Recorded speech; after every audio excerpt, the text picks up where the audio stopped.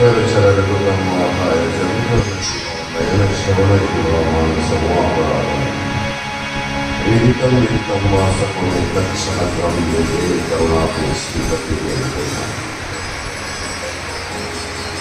ब्रह्मस्वरूपे आनन्दस्वरूपे चित्तन स्वरूप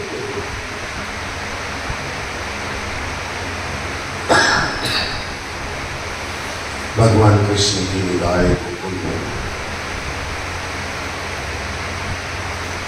अखंड हो गई।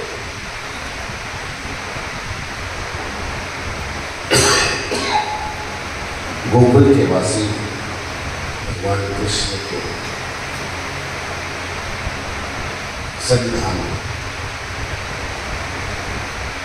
अनेक आपत्तियों का सामना करते हुए कंस के अत्याचार को सहन कर रहे हैं, लेकिन जिसका रक्षक प्रभु है उसको कहते हैं उसका फल मिलेगा। उसी प्रकार से प्रभु की लीलाएं, प्रभु का संविधान गोकुलवासियों को मिल रहा है। सारे उपाय समाप्त होने पर कंस का एक एक रथी महारथी अतिरथी आंसू की राजसभा, कंस की राजसभा अभी कबूली होती जा रही है। चिंताग्रस्त हो चुका कंस आज राज्यसभा में बैठा हुआ है।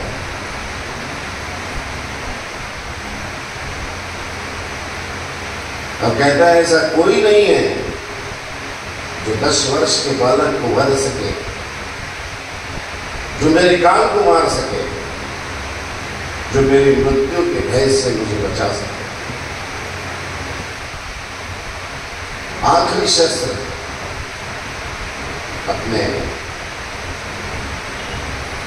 जो भाता है उसमें से वो निकालता है, और आखिरी शस्त्र है आघासुर। आघासुर नाम का ये जो आसुर है,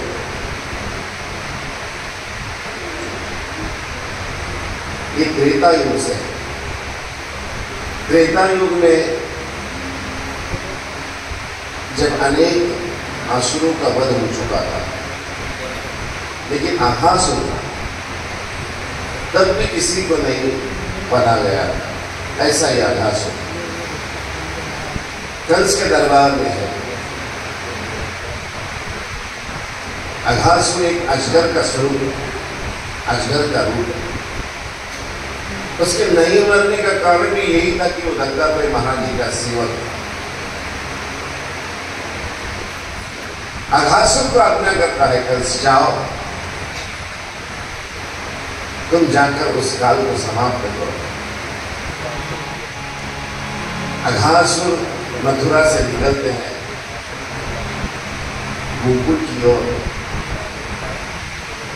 जमुना तट पर आकर वहां रुकते हैं। इतना विशालकाय स्वरूप है आघासुर का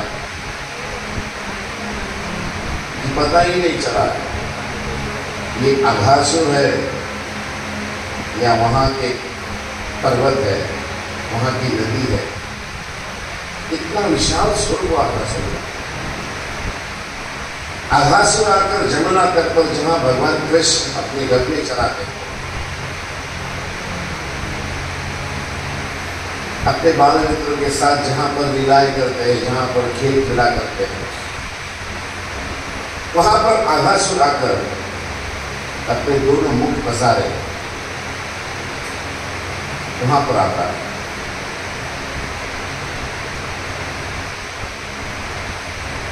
उसकी ये समझ थी कि मैं जब वहां पर जाऊंगा तो जैसे ही गोकुल के जितने गाय गौरे हैं, गोकुल के जितने भी ग्वाले हैं, जब मेरे मुख में प्रवेश कर लेंगे तो मैं उन्हें मेरा मुख बंद करके उन्हें समाप्त कर दूंगा। मेन उद्देश्य तो भगवान कृष्ण को समाप्त करना। प्रातः का समय है, प्रभात काल है। भगवान कृष्ण नित्य के भांति वहां से अपने गोकुल से निकलते हैं गऊ लेकर। आगे आगे कृष्ण भगवान चल रहे हैं, पीछे साथ में बलराम भैया है, दाऊ भैया है। भगवान जी के 8 जो बालपन के मित्र हैं, वर्जा, सुदामा, पेदिया, बल, सुबल, ये भी भगवान के साथ चल रहे हैं। गऊ में झुमकी भगवान के साथ निकल रही है। अब जमुना किनारे पहुंच जाते हैं। भगवान कृष्ण का जिस पाषाण पर बैठकर रोज वेणु का नाद करते हैं, वहां पर भगवान जी आ जाते हैं, वहां पर बैठते हैं, वहां वेणु का नाद करने लगते हैं। वेणु का नाद सुनकर सारी गौएं भगवान कृष्ण के पास बैठ जाती है, उनके मूर्ति का स्वाद लेती है। लेकिन कुछ भगवान जी के साथी गौएं चलाते चलाते थोड़ी दूर निकल जाते हैं। निकलने के बाद वहां एक आश्चर्य देखते हैं कि वहां पर जैसे जमुना बह रही है, ऐसे जमुना की तरह, जमुना तो हमने रोज देखी थी, लेकिन आज कुछ अलग दिख रहा है। यहाँ पर कुछ पर्वत दिख रहे हैं। वो पर्वत नहीं है, वो आकाशों की जो दांतें थी, वो दांतों की तरह ऐसे तीक्ष्ण दांत थे, वो पर्वत की तरह थे।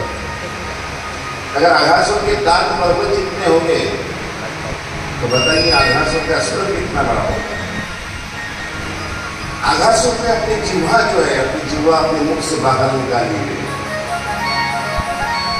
लाल सी जिह्वा जब दिखती है बाहर, तो ऐसे लगता है जैसे वो जमुना का स्तर है, जमुना का तट है, जमुना का पानी बह रहा है, ऐसे जिह्वा दिखती है। रोज वहां पर नित्य से आने वाले ग्वाले जब देखते हैं कि अरे ये तो अद्भुत है, ये तो यहाँ कल नहीं था, आज कैसे यहाँ नया आ गया, ये क्या वस्तु है, क्या चीज है ये। आगे जाकर देखते हैं तो ऐसे भयान से अंधेरा है। और आगे निकलते हैं, देखते हैं कि देखिए क्या है ये, साथ में गौएं भी है, ग्वाले भी है। मुख में प्रवेश करते हैं आकाशों के। आकाशों में अपना मुख बसा रखा, फैला रखा, हजारों में ये उसमें चले गए, लोग वाले भी उसमें चले गए। पहले तो एक मंद मंद से ठंडी हवा आ रही, सब एक दूसरे की ओर आश्चर्यचकित होकर देख रहे, पूछ रहे क्या ये, आज तक तो यहाँ पर ये चीज नहीं थी जो आज हम देख रहे हैं। कुछ कुतूहलवश आगे करते हैं, चलो आगे चलते हैं और देखते हैं आगे क्या है, क्या आश्चर्य है यहाँ पर। जैसे ही जाते हैं तो अघासुर के यहाँ पर जहाँ गला होता है वहां तक पहुंच जाते हैं। आगे तो अंधेरा है, जाते हैं तो वहां पर कुछ रखरखीत सी जगह देखते हैं। आगे देखते हैं तो वहां पर्वतों में जैसे गुहे होती, गुहा होती है, वो गुहा के जैसे वहां पर अंधेरा दिखता है। एक दूसरे को आगे रख करते हैं, चल चल और देखते हैं आगे और क्या क्या है देखते हैं। ऐसे करते करते कई गौए कई ग्वाले वो आकाशों के मुख में प्रवेश कर लेते हैं, गले से नीचे उतर जाते हैं। भगवान जी अपने वेणु के साथ वहां पर वेणु का नाम कर रहा है। काफी समय हो चुका है, भगवान जी देखते हैं कि हमारे कई साथी आज दिख नहीं रहे। भगवान जी अपने राव भैया से पूछते, राव भैया कैसे हो, कहाँ है हमारे साथ। राव भैया कहते यहीं के होंगे, चलो देखते हैं उन्हें। राव भैया के साथ भगवान कृष्ण निकलते हैं। ईश्वर है, ईश्वर से क्या छुपा है, ईश्वर तो अंतर्यामी सब सब कुछ जानता है। देखते हैं आकाशों के दांत देखते हैं, उसकी जीवा देखते हैं। भगवान कृष्ण से कहते, भगवान कृष्ण कहते हैं बलराम भैया से, बलराम भैया देखो। बलराम जी मुस्कुराते हैं, कन्हैया आप देखो। जानते हो बलराम भैया क्या है, भैया बलराम भैया मुस्कुराने लग गए। बलराम भैया आज इसको मुक्ति देगी, आज ये है। कृष्ण भगवान ने जैसे ही उस आघासुर के मुख में प्रवेश किया, आघासुर तो भगवान को मारने आया था, उसके हृदय में एक क्रोध भावना थी, एक ज्वाला थी उसके हृदय में। भगवान को समाप्त करने आया था, भगवान को निगलने आया था।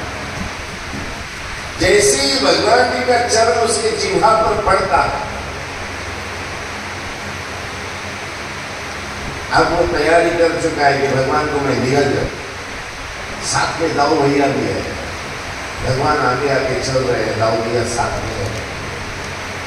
भगवान आश्चर्य से कहते, दाऊ भैया देखो कितना विशाल रूप है इसका, जानते हो ये कौन है? दाऊ भैया कहते नहीं, मैं नहीं जानता हूँ। दाऊ भैया ये दत्तात्रेय प्रभु जी का सेवक है, आघासुर है ये, आज हमें मारने आया है। भगवान साथ में निकलते, जिह्वा में जैसे उसके प्रवेश करते हैं, उसके जिह्वा पर पैर रखते हैं, मंद मंद से बहरी हवा, वो खुश हो जाता है दिल में कि आज जो जिस कार्य से मैं यहाँ आया वो कार्य मेरा पूर्ण हो जाएगा। भगवान चलने लगते हैं उसके जिह्वा पर, बलराम भैया साथ में।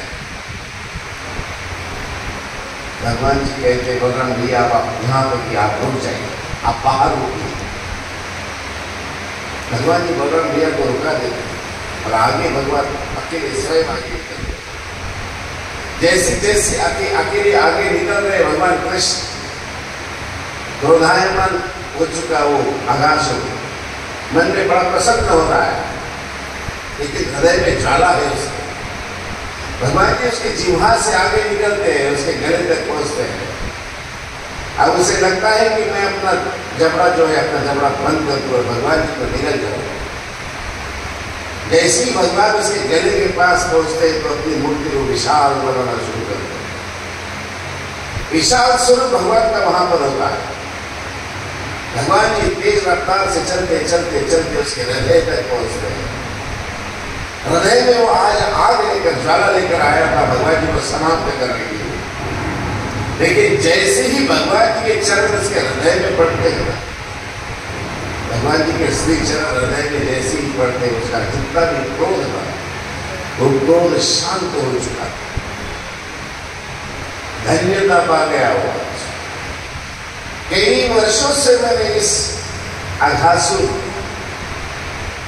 इस सर्प योनि में, अजगर योनि में मैंने दुख निकाले। भगवान जी के श्री चरण पड़ते उसे लगा कि बस आज मेरा उद्धार हो गया, अपना जितना भी क्रोध था वो क्रोध भूल गया। भगवान जी ने श्री चरण उसके हृदय में रखे और अपनी मूर्ति को विशाल करते गए। इतना भी विशाल अपनी मूर्ति को बनाया भगवान जी ने कि भगवान ने दोनों हाथों से उसका जो ऊपर वाला जबड़ा था उसको पूर्ण से फाड़ कर नीचे गिरा दिया। जैसे उसका जबड़ा फटा, आघासुर की प्राण ज्योत निकली और वो प्राण ज्योत भगवान के सामने प्रकट होती है। प्रभु धन्य हो गया मेरा जीवन, आपके चरणों का, श्री चरणों का स्पर्श हुआ है, इस दुख रूप योनि से मैं मुक्त हो चुका हूं, धन्य हो गया। आघासुर की जो प्राण ज्योत होती है, पूरा प्राण ज्योत भगवान के श्री चरण में वहां पर समाविष्ट हो जाती है। मुक्ति दी भगवान ने उसको, लेकिन आघासुर के पेट में गए हुए जितने गोद वाले थे, जिनको आघासुर में निगल चुका था, बेहोश अवस्था में, जैसी आघासुर का जबड़ा फटा, उन्हें खुली सांस मिली, सूर्य का प्रकाश मिला, जागृत किया भगवान ने उनको। जब जागते होते हैं तो देखते कि सब तरफ खून खून बह रहा है। जैसे जमुना का जल स्तर बहता था, पानी बहता था, वैसे आज आघासुर का खून बह रहा है। जागते हो चुके जब वाले देखते हैं कि हमें क्या, हम कहाँ थे, हम कहाँ आ चुके हैं, आश्चर्यचकित होते हैं। हे प्रभु, अगाध आपकी लीला है। आज तो हमारा जीवन ही समाप्त हो चुका था, और ईश्वर की लीला है, आज हमें पुनर्जन्म हुआ है, हमारे पालनहार ने हमें फिर से बचाया है, धन्यता पाते हैं। उद्धार करो भगवान, तुम्हारी शरण पड़े, शरण पड़े, शरण पड़े, शरण पड़े, शरण पड़े। उद्धार करो भगवान, तुम्हारी शरण पड़े, उद्धार करो भगवान, तुम्हारी शरण पड़े, शरण पड़े, शरण पड़े, शरण पड़े, शरण पड़े। उद्धार करो भगवान, तुम्हारी शरण पड़े, उद्धार करो भगवान, तुम्हारी शरण पड़े, उद्धार करो भगवान, तुम्हारी शरण पड़े।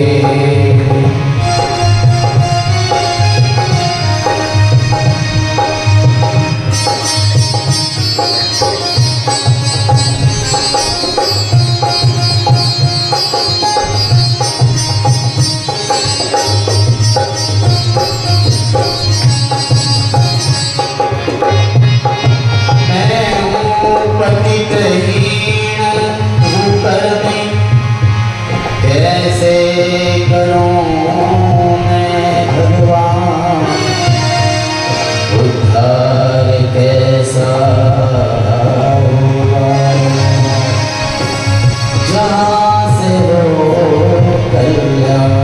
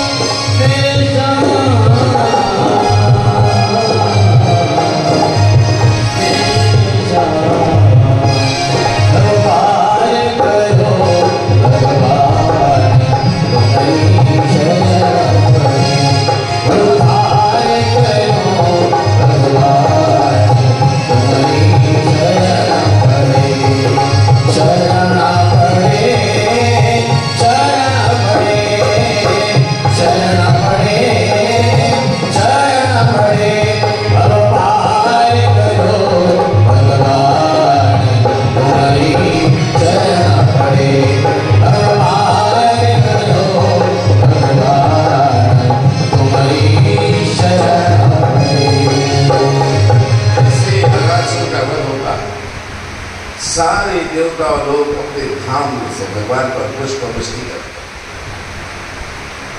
कई युगों से जो अवैध था, जो मरा नहीं था, न किसी ने कोई उसे मार सका था, ऐसे अघासुर का जब वध हुआ तो ब्रह्मा जी को भी आश्चर्य हुआ कि ये अघासुर अवैध है, दत्तात्रेय महाराज जी का सेवक है, जो किसी से नहीं मरा है, उसे किसने मारा है? वो भी भगवान कृष्ण की लीलाओं को देखने के लिए यहाँ पर भूतल पर आते हैं, देखते हैं कौन है वो, लेकिन भगवान कृष्ण के दर्शन नहीं होते। भगवान के दर्शन कैसे हो गए? भगवान कहाँ है? तो गौओं के पीछे है, ग्वालों के संग है। तो मैं ऐसे करता हूँ कि गाँव जितने गौ है, जितने ग्वाले हैं, सभी को मैं मेरे सत्य लोक में ले जाता हूँ। फिर तो जिसने अघासुर का वध किया है उसके मैं दर्शन कर सकूंगा ना, फिर तो उसे देख सकूंगा। ब्रह्मा आ जाते हैं नीचे, लेकिन भगवान के दर्शन नहीं होते। तो जितने ग्वाले थे, जितने भी गैये थे, सबको ले जाकर उन्हें अपने सत्य लोक में रख देते हैं। भगवान जी अघासुर का वध कर जब वापस आते हैं गौ भैया के साथ, देखते हैं कि आज हमारे जो साथी है तो एक भी साथी यहाँ नहीं है, कहाँ गए सारे? ईश्वर है, सर्वज्ञ है, सब कुछ जानते हैं, देखते हैं। और यहाँ तो आज ब्रह्मा आया था और वो ब्रह्मा लेकर गए। भगवान जी ने वहां पर माया भी सारे जितने भी गोप वाले थे, जितनी गई थी, फिर यही अपने प्रभाव से बनवाई, विज्ञान के सामर्थ्य से बनवाई। रोज की तरह नित्य भगवान अपने योगों के साथ आते, आज उसी तरह वहां पर भी है। सब गोप वाले वहां तो ब्रह्मा जी लेकर गए, यहाँ तो कोई नहीं था भूतल पर, लेकिन भगवान जी ने फिर नया निर्माण किया यहाँ पर, और गोप वाले लेकर फिर से अपने गोकुल की हो गए। अब तो और भी वातावरण बदल गया है गोप वालों का। गोप वाले जो है वो तो आनंद से छू गए हैं, जितने ले गए थे उतने ही नीचे है। रोज की तरह गोकुल में वातावरण। अब तो गाय भी इतना दूध देने लगी कि उनके स्तन जो है वो तो जमीन पर लगने लगे। वाले भी दूध निकालते निकालते थक जाते, पर उनका दूध खत्म नहीं हो पाता।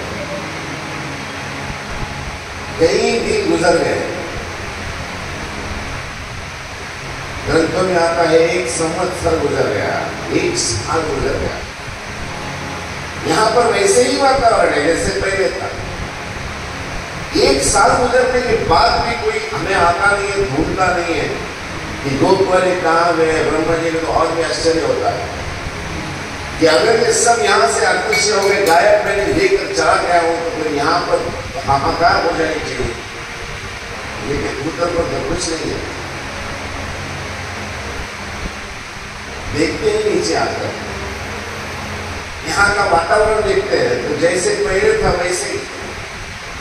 गोप वाले ले जाने के पहले जितनी गंभे थी उतनी गंभे है, और उससे ज्यादा वाले भी जितने ले गए थे उतने ही वाले यहाँ पर गोकुल में देखते हैं तो वातावरण और भी आनंदी है, प्रसन्न है, सारा आनंद ही आनंद है।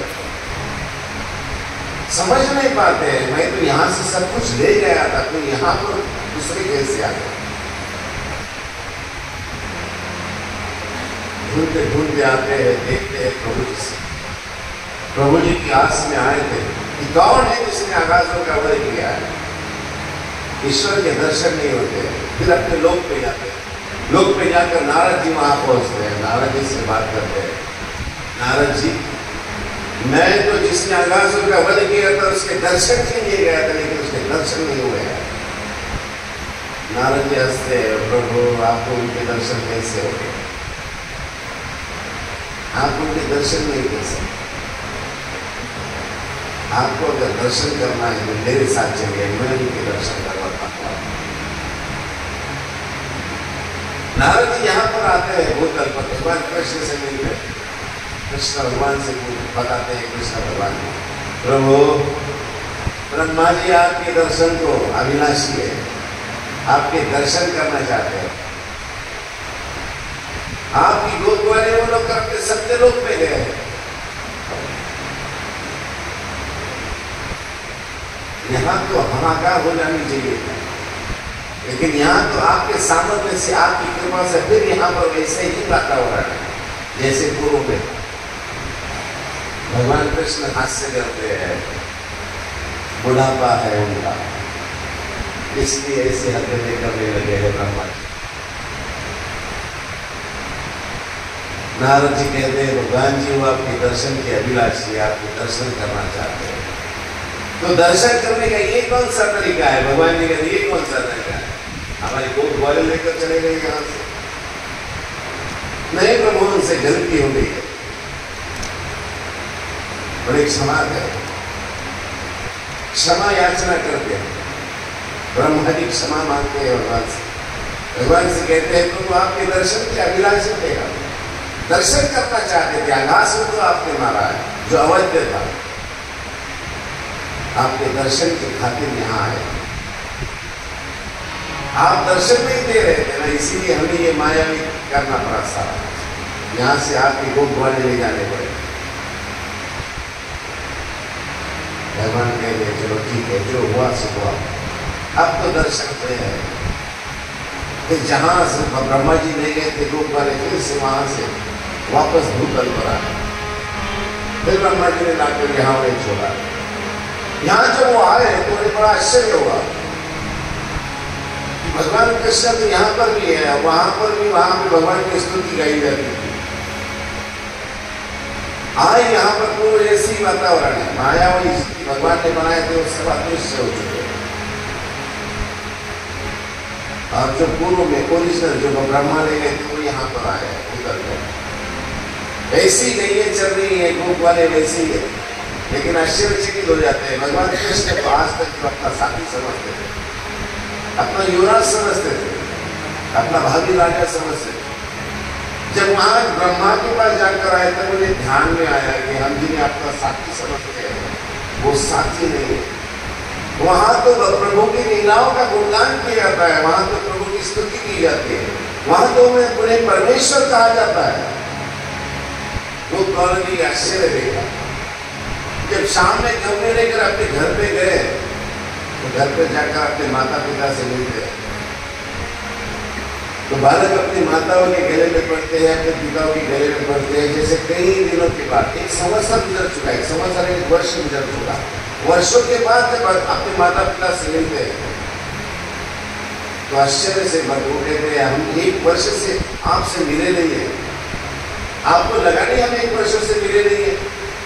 माता पिता कहते रोज तो तुम घर आते थे, रोज तो तुम यही होते थे, जो वाले थे गमले थी वो तो सब यही था। तो गोप वाले कहते हैं अरे नहीं माता नहीं पिताजी ऐसे नहीं, हमें तो कोई ले गया था। कहाँ ले गए थे? ऐसे दिव्य स्वरूप में ले गए थे, ऐसी दिव्य जगह पर लेकर गए थे हमें। वहाँ का कोई वातावरण सब कुछ अलग था। वहाँ पर जिसे हम अपना साथी समझते हैं ना, हमारे युवराज समझते हैं ना, हमारा कृष्ण समझते हैं, जैसे हम गाना कहते हैं ना, वहां पर वो देवता लोग भी उनकी पूजा की जाती है, उन्हें परमात्मा कहा जाता है, परमेश्वर कहा जाता है, उनकी स्तुति की जाती है। दर्शन दो घनश्याम नाथ मोरी अखियां प्यासी रे, दर्शन दो घनश्याम नाथ मोरी अखियां प्यासी रे, दर्शन दो घनश्याम, दर्शन दो घनश्याम नाथ मोरी अखियां प्यासी रे, दर्शन दो घनश्याम।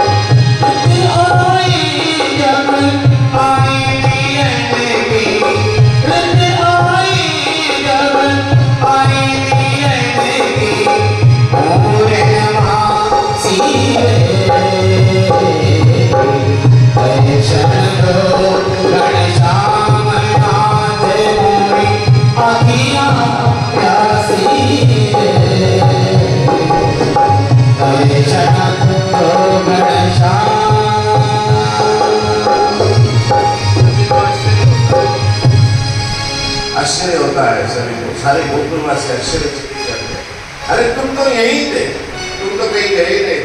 तो वो कहते माता जी आपको पता नहीं, हम यहाँ थे ही नहीं इतने दिनों से, अगर इतने दिनों से आप यहाँ नहीं थे तो कहाँ थे? तो कहते हमें ब्रह्मा जी लेकर गए थे, ऐसे दिव्य लोक में गए थे हम, जहां पर हमें भी ऐसा ही दिव्य स्वरूप, दिव्य ऐसे मुक्तियां बनाया गया था। वहां देखा है हमने, प्रभु की पूजा की जाती है, उन्हें ईश्वर कहा जाता है। ऐसी अद्भुत लीलाएं भगवान कृष्ण की यहाँ हो रही है। लेकिन इधर मथुरा में कंस तो बहुत परेशान है। सारे एक उसके जितने भी मोरे थे सब समाप्त हो चुके हैं। आखिर उनका पुरोहित बच्चा है, अभी पहले महाबल बन गए, जिनको भगवान कृष्ण ने तीसरे दिन पिटवाया था। अब उनकी जगह पौराणिक करने वाले अगस्त्य से कंस पूछता है कि हमारे जो काल है, हमारा जो मृत्यु बनकर आया है, उसे कैसे निपटाया जाए। सब कुछ अखंड हम वहां पर वापर चुके हैं, बता चुके हैं, कर चुके हैं। हमारे बहन भाई सब कुछ हमने दाव पर लगा दिया है, लेकिन जो भी गया है, जब गया है तो वापस आया ही नहीं। आया है तो उसकी मृत्यु का समाचार आया है। अब तो कृष्ण बड़ा हो चुका है, अब उसे कैसे निपटाया जाए। अगस्त्य कहता है कि इसके लिए एक उपाय है। ऐसे करते हैं, हम गोकुल वासियों पर वेठी लगाते हैं, कर लगाते हैं, टैक्स, जीएसटी जैसा टैक्स लगाते हैं।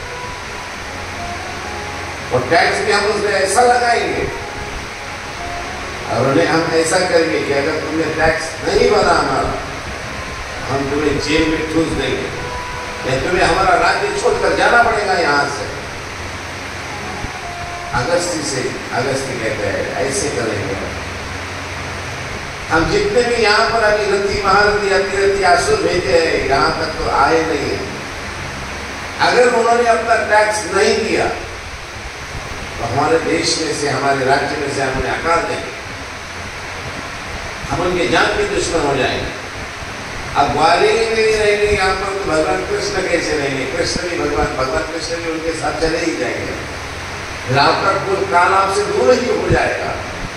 फिर किस बात की चिंता। भगवान के कंस ने अपने गोकुल में नंद राजा के पास अपने कुछ सैनिक मंत्री भेजे और उनसे कहा, देखो जी, तुम्हें राजा कंस ने संदेशा दिया, तुम्हें टैक्स भरने पड़ेगी। कैसी टैक्स? तो कोहड़े, मराठी में कहते कोहड़े होते, तो घर के बाहर बांधे जाते बल। वो बल छोटा सा होता है, इतना सा,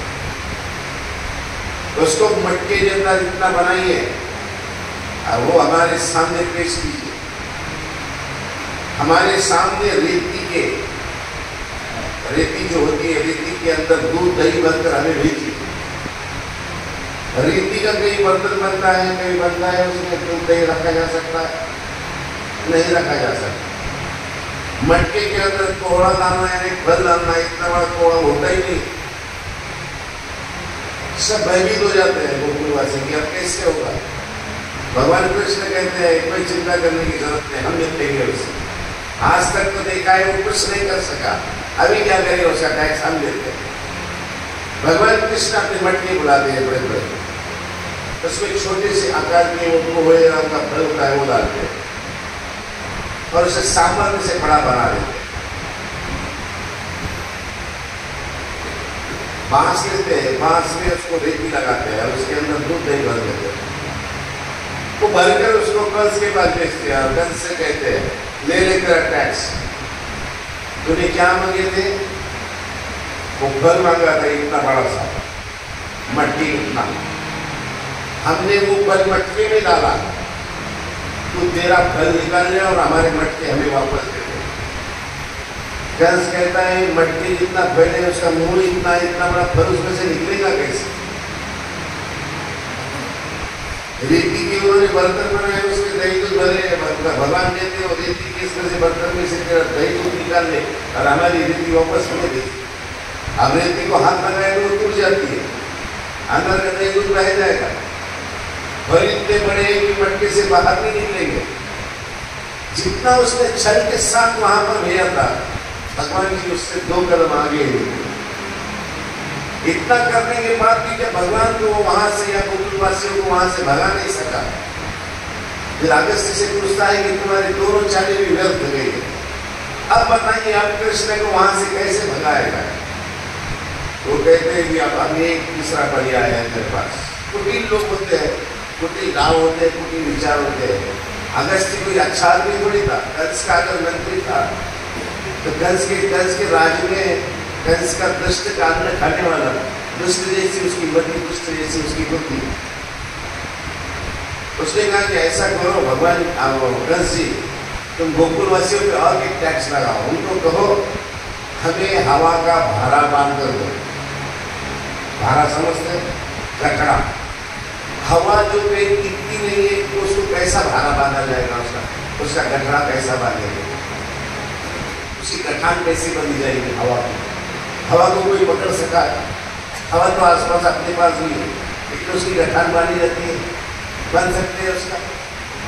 कंस वहां पर कहता है कि जाओ गोकुलवासियों को कहो कि हमें पवन की गठड़े बांध कर दो, हवा के गठड़े बांध कर दो। सब आश्चर्यचकित हो जाते हैं और फिर कहते हैं देखो अगर इन्होंने टैक्स नहीं दिया तो हमारे राज्य से निकल जाओ। कंस से कौन झगड़ा मोल ले, उससे दुष्ट से। नंद बाबा फिर ऐसी अवस्था में आगे क्या कैसे करें? एक ही उपाय है वहां पर, भगवान कृष्ण है। भगवान कृष्ण कहते हैं कोई बात नहीं, इसको अगर पवन के भारे बांध कर देना ही है, गठड़े बांध कर देना है, हम देंगे। भगवान जी गोवर्धन पर जाते हैं, वहां पर एक सर्प होता है जिसका नाम है कर्कोटक। भगवान जी उससे बुलाते हैं, कर्कोटक में एक काम करना है हमारा। प्रभु जी कहिए तुम मथुरा में जाओ और कंस ने हमसे पवन की भारा मांगा है, गठड़ा मांगा है, हवा की गठड़ी मांगे, उसे ले आओ। वो जो कर्कटक नाम का आजकल का सर्प था वहां पर मथुरा में जाता है, ईश्वर की आज्ञा। वहां जाकर वो भगवान पहले संदेशा भेज देते कि आज हम तुम्हें पवन की गठड़े भेज रहे हैं, कंस ले ले। वहां पर कर्कटक पहुंचता है और अपने मुख से विष की ज्वालाएं फेंकने लगता है। जैसे ही विष की ज्वालाएं वो फेंकता है तो सारे मथुरा नगरी में अंगार लग गई, सारे घर जलने लगे, सारी प्राणी बच गई। मथुरा के जितने भी थे वो सारे कंस को जाकर विनती करने लगे, कंस महाराज आज तक तो आपने गोकुल पर अत्याचार किया, लेकिन आप वहां से उल्टी गंगा बह रही है, अब उधर से इधर आक्रमण होने रहे, बचाइए हमें इससे। क्या करेगा कंस? कंस हतबल हो जाता है। आखिर महाजन समझ जाते हैं, वहां के व्यापारी लोग समझ जाते हैं कि अब ये कंस के बस की बात नहीं रही। सारे एकत्रित होते हैं, फिर भगवान कृष्ण के पास आते हैं, भगवान जी आप ही हमारे पालनहार हो, आप ही तारणहार हो, हमें इससे बचाइए। सारी मथुरा नगरी में इसने अंगार लगा दिए, त्राही त्राही मचा दिए।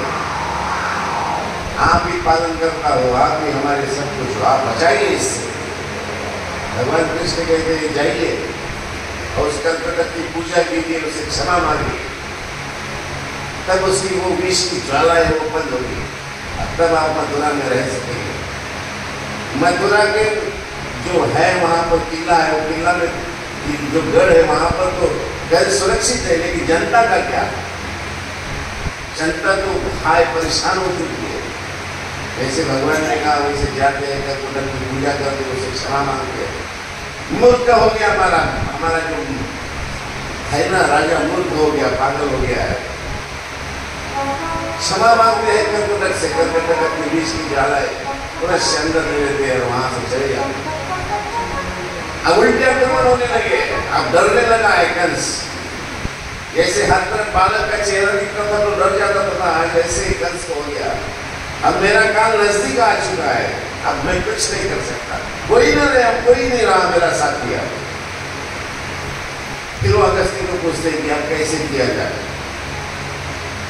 अब उसका दिमाग भी काम करना बंद हो चुका है कंस का।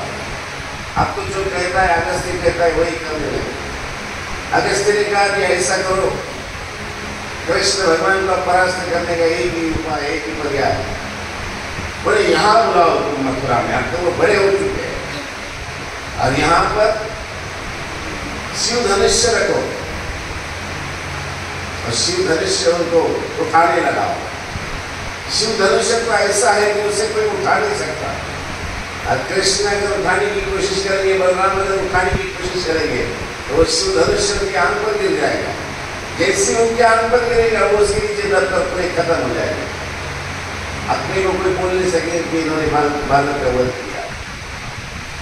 अगर ये भी ना हुआ तो कहते हैं कि चलो यहाँ पर चारों और मुश्किल ऐसे योद्धा है यहाँ पर, अगर वो शिव धनुष उठाकर आगे आते हैं तो उनसे मल्ल युद्ध किया जाए, मल्ल युद्ध कर उन्हें परास्त करेंगे। अपने पास तो ऐसे हाथी है तो मदमस्त हस्ती है, वो हाथी के पैरों पर उन्हें दबा देंगे।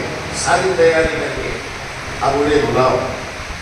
अगस्त ने जब कहा तो भगवान कंस ने उद्धव जी को बुलाया, अक्रूर जी को बुलाया, कृतवर्मा जी को बुलाया और कहा कि देखो तुम तो उस बालक के नंद बाबा के रिश्तेदार हो, तुम में से कोई एक जाओ, उद्धव जी आप जाइए और लेकर आइए उस कृष्ण को और उसके भाई बलराम को। उद्धव जी ने कहा कि महाराज मेरा तो उनसे रिश्तेदारी का मामला। उद्धव जी जानते कौन थे? उद्धव जी भगवान कृष्ण के कोई कहता है चचेरे भाई थे, कोई कहता है उनके चाचा थे। मैंने कथा शुरुआत करने के पहले आपको सुनाया, सूरसेन राजा ने 12 अपने अलग अलग कुप्पों को, यादवों के कुप्पों को एकत्रित कर अपना राज्य निर्माण किया, जो वहां पर सूरसेन के साथ थे। लेकिन कृष्ण ने जब वो राज्य हटा लिया सूरसेन का, अग्रसेन का, वसुदेव जी का, तो कुछ लोग तो उनको छोड़कर चले गए, देश छोड़कर चले गए। लेकिन कुछ अपने छत्र और अपने जो आसन थे वो कंस के अधीन हो गए और वहां रहने लगे। उनमें ये 3 लोग थे। एक थे अक्रूर, जो भगवान कृष्ण के रिश्ते में चाचा लगते थे, उद्धव देव भी चाचा ही लगते थे, और कृतवर्मा भी चाचा ही लगते थे। कंस ने कहा उद्धव जी आप जाइए, कृष्ण को लेकर आइए यहाँ पर। उन्होंने कहा क्षमा करें मथुरा नरेश, ये कार्य मुझसे नहीं होगा। उद्धव देव तो कंस के मंत्री थे, जैसा अगस्त की कुटीर मंत्री था, ये तो उद्धव देव जो थे वैसे कुटीर नहीं थे, लेकिन मंत्रियों में से एक मंत्री। अक्रूर को भेजा गया भगवान के पास, अक्रूर तुम जाइए। अक्रूर जो थे कि भगवान कृष्ण को वहां से गोकुल से लेकर आए मथुरा में। अक्रूर जाते हैं भगवान के पास मथुरा में। अब पहले से रिश्तेदारी का मामला है इनका, नंद बाबा को ये जानते हैं। अक्रूर निकले हैं मथुरा से और गोकुल में पहुंचते हैं, कृष्ण भगवान को ले जाने के लिए आए हैं। काफी दिनों के बाद रिश्तेदारों की मुलाकात होती है। अक्रूर जब आते हैं तो अपने परिवार के साथ आते हैं। नंद बाबा काफी दिनों से आपकी मुलाकात के लिए, आपकी मुलाकात हो जाए। भगवान कृष्ण उस दिन जमुना किनारे है, गौवे चला रहे हैं। देखते हैं वो कि सामने से मथुरा से कोई रथ आ रहा है। भगवान कृष्ण सामने जाते हैं, उनसे मिलते हैं। अक्रूर का आया है, हमारे चाचा जी आए हैं। अक्रूर चाचा को लेकर भगवान कृष्ण और बलराम जी नंद गांव गोकुल में आते हैं। नंद बाबा से मुलाकात होती है। नंद बाबा उनका बड़ा स्वागत करते हैं। अक्रूर जी का आने का कारण पूछते, बताते काफी दिन हो चुके आपसे मुलाकात की, इससे मिलने आया। एक उचित सत्कार करने के बाद अक्रूर जी कहते हैं कि और भी एक प्रयोजन है। हमारे मथुरा नरेश ने आपको सब परिवार वहां बुलाया है मथुरा में, चलिए आप। विशेषकर कृष्ण को और बलराम जी को बुलाया है। कंस ने क्या बुलाया है? कंस की मौत बुला रही है। भगवान कृष्ण को कहा कि आपको चलना पड़ेगा, आपको महाराज विराज ने बुलाया, मथुरा नरेश ने बुलाया। भगवान कृष्ण ने कहा ठीक है हम आ जाएंगे। उन्होंने कहा आ जाएंगे नहीं, हमारे साथ चलिए जाओ। अब राजा के मंत्री आए हैं, मंडित राजा आए हैं, उन्हें कैसे ना कह सकते थे। ठीक है, अक्रूर के साथ भगवान कृष्ण कहते हैं कि चलो आप आगे चलो, हम आते हैं आपके साथ। उस दिन का जितना भी आदर सत्कार था उनका कर लिया गया, अक्रूर जी को आगे भेज दिया गया। दूसरे दिन भगवान कृष्ण अपने साथियों के साथ निकलते हैं। बलराम जी है और उनके साथी है, साथ सुनते गाते बजाते मथुरा की ओर निकलते हैं। आतुर नेता श्री कृष्णाला गोपी भावया होती अवधान गिरिजा नारिक होनी अपांत करती भारी। आतुर जी जब व्रत लेकर आते हैं तो उन्हें पता है, गोकुलवासियों को पता है कि आज तक कंस भगवान का कुछ नहीं बिगाड़ सका है, ना गोकुल का बिगाड़ सका। आज भगवान को ये ले जा रहे हैं, बड़े प्यार से ले जा रहे हैं। ये ले जाकर भगवान को वहां पर उनका सत्कार तो करना नहीं चाहते। सारे गोपियों को विरह भर गया वहां पर, सारे भगवान को रोकने लगे, आप मत जाइए प्रभु, आप वहां मत जाइए, आप यहां हैं तभी हम सुखी है, आप अगर वहां चले गए तो हमारा कैसे होगा। भगवान कृष्ण उनको समझाते हैं, बलराम जी उनको समझाते हैं, अरे हम जा रहे हैं तो एक हमेशा के लिए थोड़ी जा रहे हैं, हमें तो मिलने बुलाया है, हम मिलकर आएंगे, उससे पहले मिलेंगे, उसका जितना आदर सत्कार है उसका स्वीकार करेंगे, आएंगे तो आप ही के पास।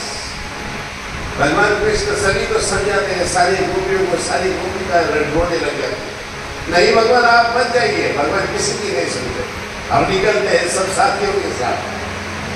जैसे भगवान कृष्ण निकले अपने साथियों के साथ, जमुना के किनारे पहला पड़ाव भगवान का होता है।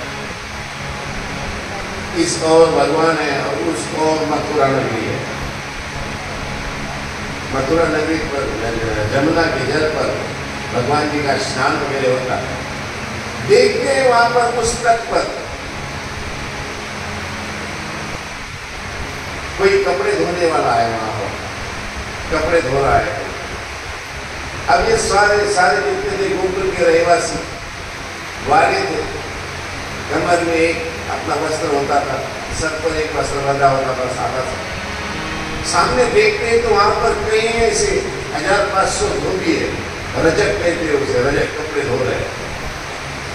भगवान कृष्ण के साथियों ने देखते हैं कि रंग बिरंगे वस्त्र उनके पास है, रेशमी वस्त्र है, तो कहते हैं देखिए बलराम भैया, देखो कन्हैया कितने सुंदर सुंदर वस्त्र है, चलो हम वो वस्त्र लेते हैं, उनसे मांगते हैं। अब वो हम मथुरा में जा रहे हैं भाई, कंस को मिलने जा रहे हैं, कपड़े तो अच्छे चाहिए ना, चलो उनसे मांगते हैं।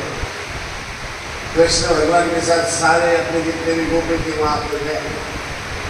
उस रजत को कहा भैया ये वस्त्र तो किसके है ये? उसने कहा ये ग्रामीण भाग से आए हुए बच्चों को नहीं क्या करना है, चलो निकलो यहाँ से। जानते हैं ये किसके वस्त्र है? ये मथुरा नरेश कृष्ण, मथुरा नरेश कंस के वस्त्र है। मैंने कहा हमें पहनने के लिए दो, भैया पहनने के लिए दो, अरे तुम्हें हाथ लगाने की जरूरत नहीं, चलो निकलो यहाँ से। उसने अपने साथियों से कहा भगाओ इन बच्चों को। उनके साथी ने जो रजक थे, जो अच्छी थे, जो धोबी थे, उन्होंने लकड़ियां दी और वो उनके पीछे लगे, भगाने लगे उनको, भगवान कृष्ण के साथी को। जब भगवान कृष्ण ने देखा कि मेरे साथियों को ये वस्त्र नहीं दे रहा है, काठी से लकड़ी से मार रहा है, भगवान कृष्ण को जो गुस्सा आया, भगवान कृष्ण ने ऐसा लाफा लगाया उसको, जो मुख्य था उसका महाबल को, ऐसा लाफा लगाया कि उसका जो सिर था वो टूट कर उड़ा तो सीधा मथुरा की नगरी में जाता। भगवान को कितना अभिमान होता है अपने दोस्तों का, अपने यारों का, अपने भक्तों का। नहीं, भगवान ने एक लगाया उसको तमाचा, उसका सर ही उड़ गया। जितनी ताकत होगी भगवान के हाथ में दे, सारे जितने वस्त्र थे वो उसके सारी लूट लिए। आज तक लूटमार करने का अधिकार किसका था? कौन करता था लूटमार? कंस करता था। अब कृष्ण भगवान उसके मथुरा की नगरी में आकर लूटमार कर रहा है, उसके सारे वस्त्र छीन लिए, सारे वस्त्र उनके साथियों ने पहन लिए। ऐसे दिख रहे हैं रुबाबदार। भगवान कृष्ण आगे आगे चल रहे हैं और उनके साथी उनके पीछे चल रहे हैं, भगवान की जय जयकार करते हुए। जैसे ही भगवान मथुरा नगरी में पहुंचते हैं तो सारी मथुरा नगरी में पहले ही सजा कर रखी हुई है। मथुरा नगरी को पता है आज हमारा पालनहार आने वाला है, हमारा कृष्ण आने वाला है, हमारा ओरिजिनल मालिक जो है वो आने वाले हैं। सारी नगरी सजी हुई है और भगवान कृष्ण का मथुरा नगरी में प्रवेश होता है। प्रवेश होने के पहले ही वहां पर कोई बनकर है माली है जो रोज फूलों की माला बनाता था अपने 100 साथियों 1000 साथियों के साथ। और भगवान को कंस की जो नगरी थी जो किला था उसको सजाता। जैसे प्रवेश करता है वैसे भगवान से मुलाकात होती है। भगवान उसे रुकाते, रुक जा बनकर, कहाँ जा रहा है? उसने कहा कहाँ जा रहा हूँ प्रभु, आप ही की सेवा में आ रहा हूँ, आप ही की सेवा में आ रहा हूँ। आज तक तो दुष्ट पापी की सेवा की, लेकिन आज सच में जिसकी सेवा करने के लिए मैंने जन्म लिया है, आज उसकी सेवा में आया। अच्छा सा बना हुआ हार भगवान के लिए अपने जो कंस के लिए ले जाता था वो हार भगवान को पहनाता है, भगवान के चरणों में साष्टांग प्रणाम करता है। इस प्रकार से भगवान का मथुरा नगरी में स्वागत हुआ है। आज तक किसी ने देखा नहीं था, सिर्फ भगवान की लीलाएं सारे सुनते थे, लेकिन कृष्ण आ रहे हैं तो सारा एक उत्साह सब में है। उन्हें पता है आज हमें कंस के अत्याचारों से मुक्ति मिली है।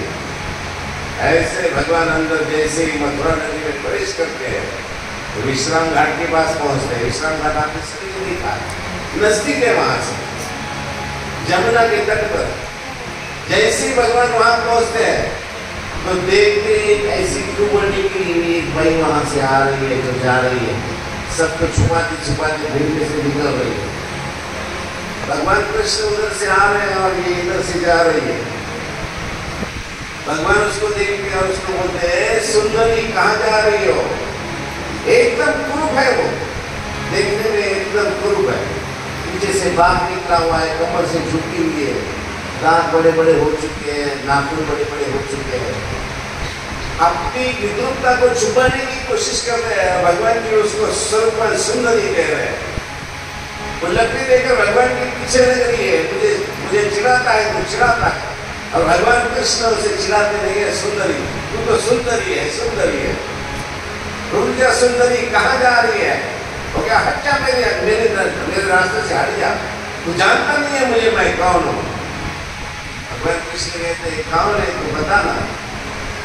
उसने कहा मेरा नाम कुब्जा है, मैं कई वर्षों से मैं एक चंदन घिस कर हमारे मथुरा के राजा कंस के लिए लेकर जाती हूँ, उसके लिए मैं जा रही हूँ। भगवान कृष्ण कहते देना, मुझे भी देना, जरा मुझे भी तो चंदन लगाने देना। तो क्या हट हट, मुझे नहीं दूंगी। भगवान कृष्ण उसे छीनने की कोशिश करते हैं, वो छुपाने की कोशिश करती है। भगवान उसको जल्दी खींचते हैं और भगवान से दूर भागने की कोशिश करते हैं। भगवान उसको सुंदरी सुंदरी कहते हैं। आखिर वो तंग आकर भगवान को कहती है कौन है तू? भगवान कृष्ण कहते हैं देख मेरी तरफ कौन है मैं? भगवान की तरफ जैसी देखती है तो भगवान अपने पैर का अंगूठा उसके पैर पे रखते हैं और अपने हाथ से उसकी जो गाड़ी है वो पकड़ते हैं और ऐसे उठाते। वो भगवान की तरफ देख नहीं सकती ना, बाप जो निकला हुआ।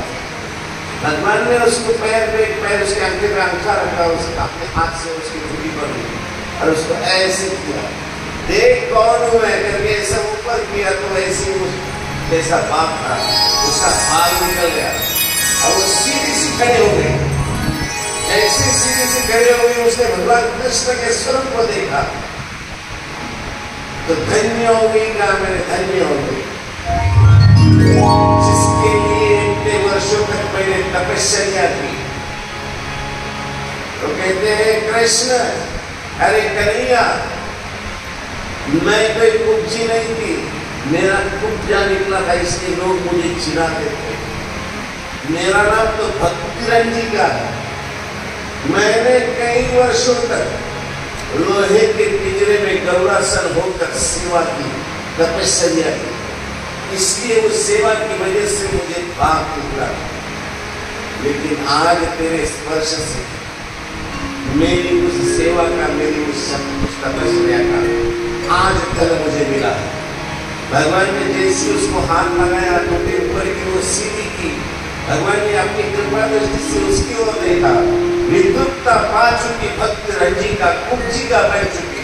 ईश्वर के दर्शन से, ईश्वर की कृपा दृष्टि से स्वरूपवान सुंदर 16 वर्ष की षोडश वर्षीय एक महिला का रूप लेती है।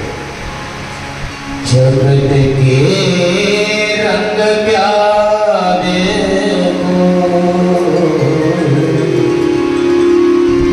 जगत के रंग क्या देखो, तेरा दीदार काफी है। जगत के रंग क्या देखो, जगत के रंग क्या देखो, तेरा दीदार काफी है। करूं मैं प्यार किस किस से, करूं मैं प्यार किस किस से, तेरा एक प्यार काफी है।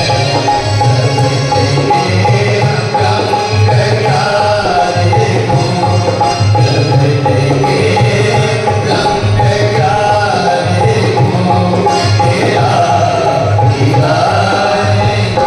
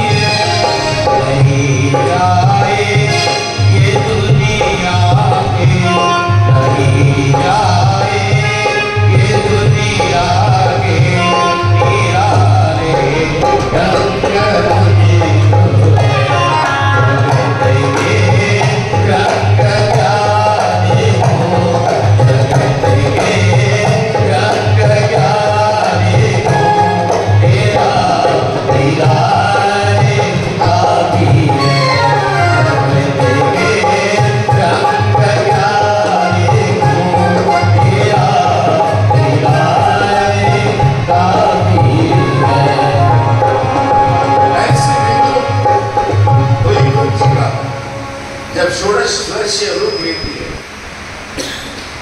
षोडश वर्षीय इसलिए कहा जाता है कि 16 साल की आयु ऐसी होती है जैसे आम आप सब देखते हैं, आम के पेड़ को सब जानते हैं। आम के पेड़ पर जब पहली होती है ना, तब वो हरी होती है, और जब वो पूर्ण रूप से आम बन जाता है तो पीला बन जाता है। लेकिन उसके मध्य की जो अवस्था होती है ना, उसे मराठी में शाक कहते हैं। शाक कहते हैं, क्या कहते हैं हिंदी में, क्या कहते हैं?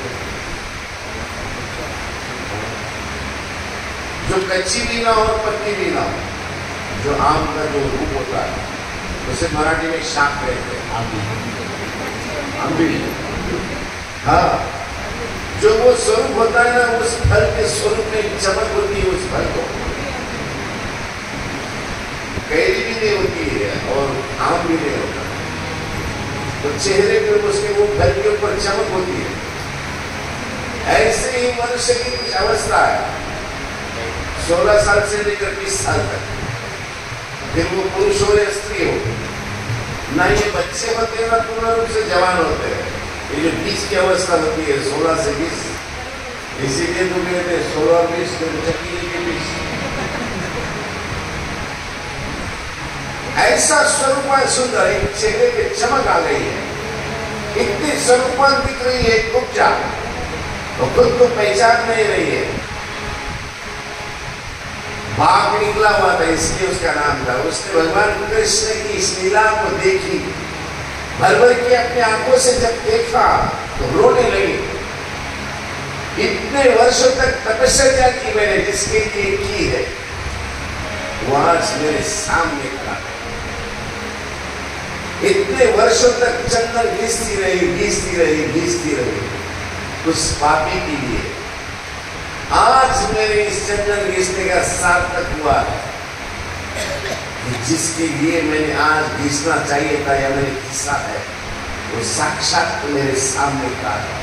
भगवान जी से प्रार्थना कर लगी। विश्राम घाट सामने है, पीछे ही उसके बिल्कुल लगकर वहां पर कुब्जा का घर है। भगवान से प्रार्थना करने लगे, कुब्जा चलो भगवान मेरे घर पर चलो। भगवान ने कहा रुक जा, आज से तो कुब्जा नहीं, तेरा नाम भक्ति रंजी का।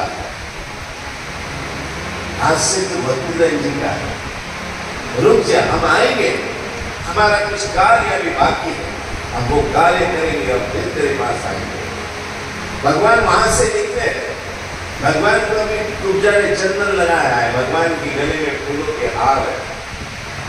जैसे भगवान कंस के किले की ओर निकलते हैं तो बीच में वहां पर बड़े बड़े अश्व है, वहां पर सैनिक है, वहां पर हथियार लिए, तलवार लिए, भाले लिए वहां पर खड़े हैं भगवान जी को कुछ करने के लिए। लेकिन भगवान जी अपने साथियों के साथ जब प्रवेश करते हैं तो सारे महाजन लोग वहां की अपनी दुकानें छोड़कर, दुकानदार अपनी दुकानें छोड़कर भगवान का स्वागत करते हैं। जय हो पालनहार की, जय हो कन्हैया लाल की। सारी आवाज सारी मथुरा नगरी में भगवान का जय जयकार हो रहा है। और भगवान चलते चलते वहां पहुंच जाते हैं जहां शिव धनुष रखा है। वहां जाते हैं भगवान, उस शिव धनुष को देखते हैं। क्या करेगा ये बालक जिसके लिए यहाँ रखा है? उठाने की कोशिश करेंगे तो शिव धनुष उनकी आंख पर गिरेगा, उसके नीचे दब जाएंगे।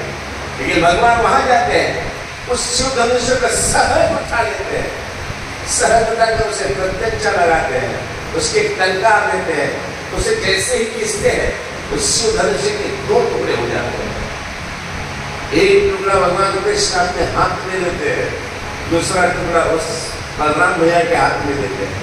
और वो दोनों शिव धनुष के टुकड़े लेकर भगवान जी मथुरा के उस किले की ओर निकले जिधर कंस है।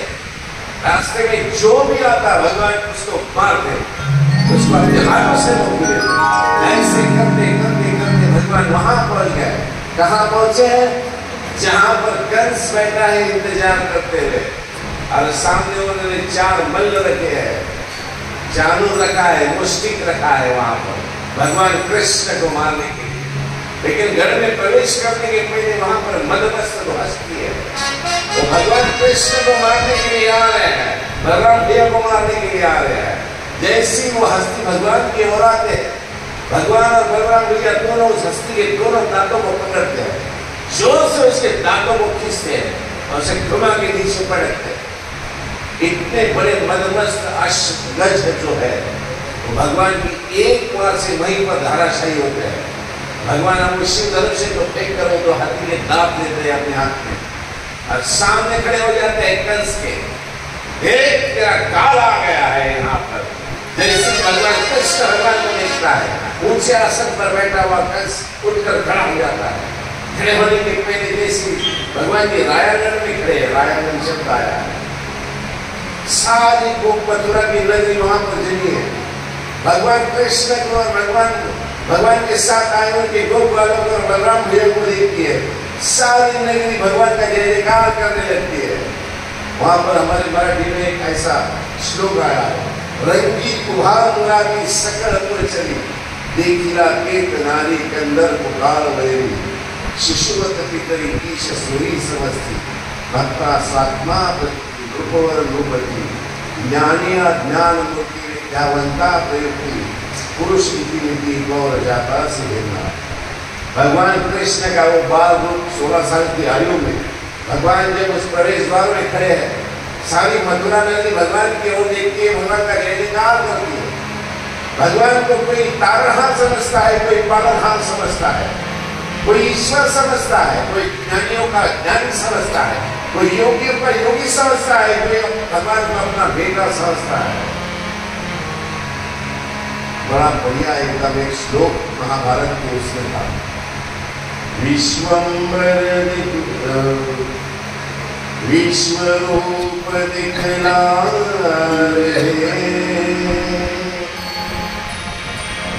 विश्वम्भर भगवान जिसकी जैसी दृष्टि वैसे दिखे भगवान। विश्वम्भर भगवान, जिसने जैसा भगवान की ओर देखे उसको भगवान ऐसे लगे। संजय चतुर्भुज देखे, संजय ने भगवान को चतुर्भुज विष्णु के रूप में देखा, विष्णु समझता था भगवान जी को। उद्धव देव कैवल्य परब्रह्म देखे, उद्धव देव को प्रेमदान दिया था, इसलिए उद्धव देव भगवान जी को ईश्वर अवतार समझते, परमेश्वर समझते थे। और अर्जुन विश्वरूप देखे, अर्जुन ने भगवान का विश्वरूप देखा, सारी सृष्टि को भगवान के चरण में देखा। विश्व में भगवान जी को विष्णु के अवतार ही समझते थे। द्रोणाचार्य हो गया, कृपाचार्य हो गया, सारे भगवान को विष्णु का अवतार समझते थे। उनकी मालूमात की महाभक्ति हो गई।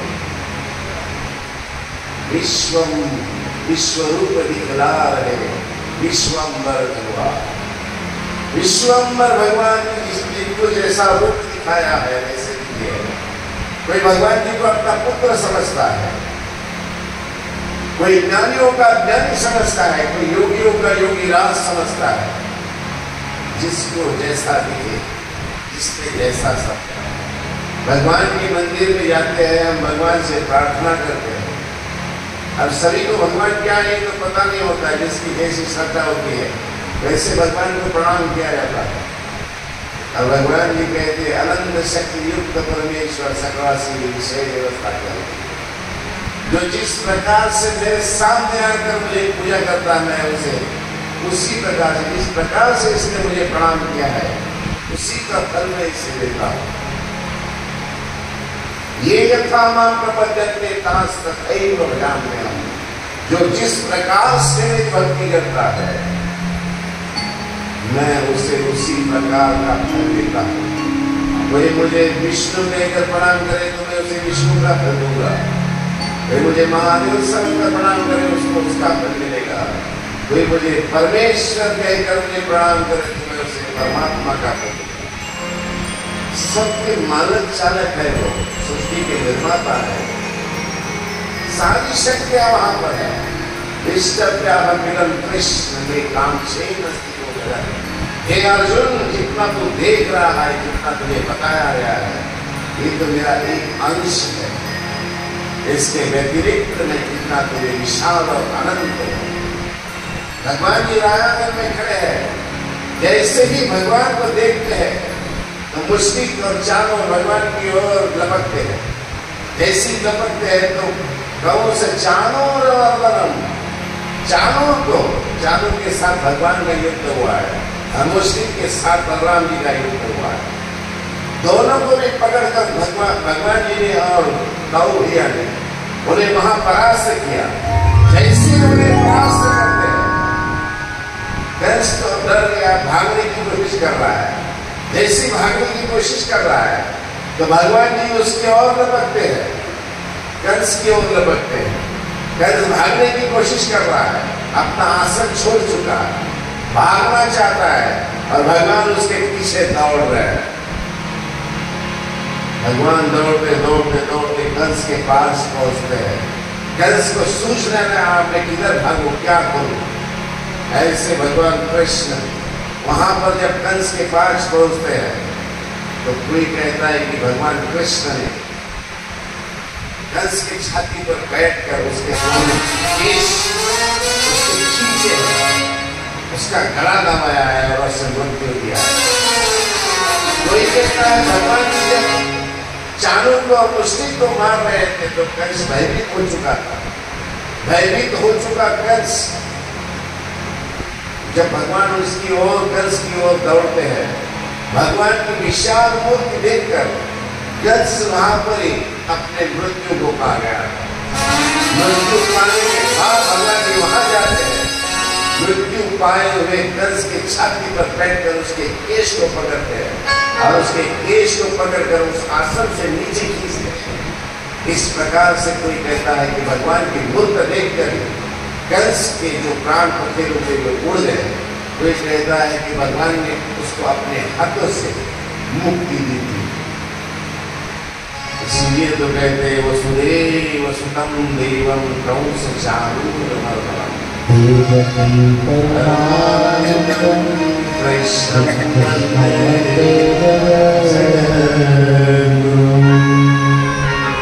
ईश्वर के हाथों से मृत्यु आने के लिए भी अपना भाग्य रखता है। भगवान ने कंस को मारा है, अत्याचार से सबको मुक्त किया और अपने हाथों से कंस को मुक्ति दी है। अजरामर नाम कर चुका है कंस। जब जब भी भगवान का नाम लिया जाएगा कंस का नाम लिया जाता है।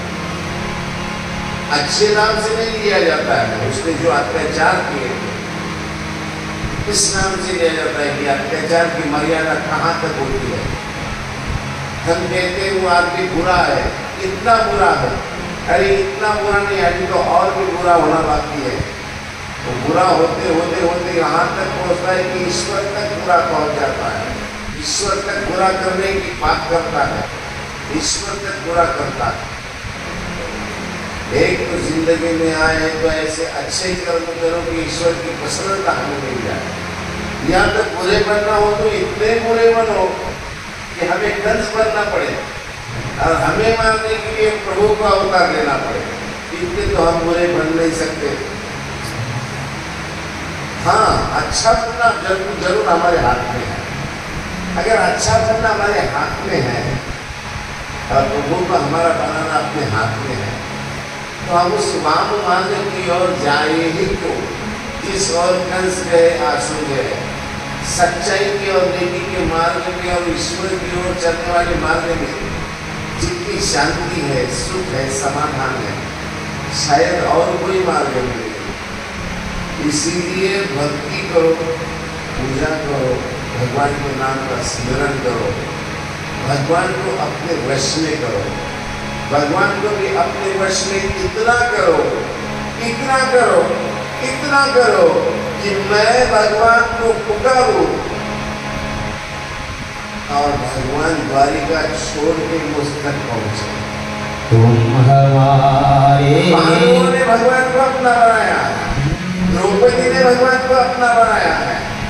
इतना भी अपना बनाया है कि जब वहां पर चौसर का खेल हो रहा है, सब तरफ देखा द्रौपदी ने, सबको पुकारा है, सबको पुकारा है। पितामह देखिए, गुराचार्य देखिए, गुरु द्रोण देखिए, धृतराष्ट्र देखिए, सब तरफ देखा, अपने पतियों की तरफ भी देखा। कोई नहीं आया इस द्रौपदी की सहायता के लिए। जब सबकी ओर देखकर हताश हो चुकी द्रौपदी, जब कोई मार्ग नहीं दिखा, तब एक ही मार्ग था, वो था प्रभु का मार्ग। एक ही थे वो तारणहार, एक ही थे वो पालनहार। शायद इस मतलबी दुनिया को पुकारने के पहले ही अगर वो भगवान कृष्ण को पुकारती तो मजाल थी जो दुशासन उसके वस्त्र को हाथ लगाए। लेकिन हम स्वार्थ के मारे, मोह के मारे, प्रापंचिक लोगों को जो हदबल है उनको अपना समझते हैं। वो अपने है ही क्या, वो तो अपने दुखों में और अपने व्याधियों में त्रस्त है। एक ही है कि जिन्हें हम पुकारे और वो हमारे पुकार के साथ क्षणेक में हमारे सामने खड़े हो जाए। लेकिन उसकी श्रद्धा जितनी द्रौपदी की श्रद्धालु। जैसे ही द्रौपदी ने आवाज लगाई अभयम कृष्ण कहा, दो बालिका तीसरे बार कहने की जरूरत ही नहीं। कृष्ण भगवान द्वारिका से लेकर हस्तिनापुर में क्षण मात्र में वहां पहुंच गए हैं। और जिस दुशासन ने उस हरी सभा में द्रौपदी के पल्लों को हाथ लगाया था, उसके केश को हाथ लगाया, उसका केश की बाका न कर सका हुआ। भगवान ने इतने वस्त्र टुकराए उसको, जितने कि अखंड भारत वर्ष में वस्त्र होते थे, सारे वस्त्र द्रौपदी को बुलवाया। भगवान दुर्लभ नहीं है, भगवान तो बहुत सुलभ है। हम पुकारने में देर करते हैं भगवान को। हमारी ओर से हम सबको अपना समझते हैं, अपना होता ही कौन है, अपना तो कोई नहीं है। यहाँ तो एक प्रभु के सिवाय हमारा कोई नहीं। और जब हताश हो जाते हैं तो धन प्रभु की ओर देखते हैं, प्रभु अब तुम ही हो, अब तुम ही हो। और जब प्रभु को पुकारते हैं ना, तो कितनी भी बड़ी व्याधि आ जाए, कितनी भी बड़ी संकट आ जाए, उस संकट में से हम सहज कर सकते हैं। भगवान हमें डराते हैं, भगवान हमें बचाते हैं। इसीलिए दुनिया की आस करने की बजाय हम प्रभु की आस करें, प्रभु के नाम का चिंतन करें, प्रभु के नाम का सिमरन करें। तो इस दुनिया में कोई चीज ऐसी नहीं जो हमें दुर्लभ हो, हर चीज सुलभ हो जाती है। हम करते वही है जो हम चाहते हैं, लेकिन होता वही जो वो चाहता है। इसीलिए आप करें वही जो वो चाहता है, फिर होगा वही जो हम चाहते हैं। गोविंद दामोदर गोपाल माधवा, गोविंद दामोदर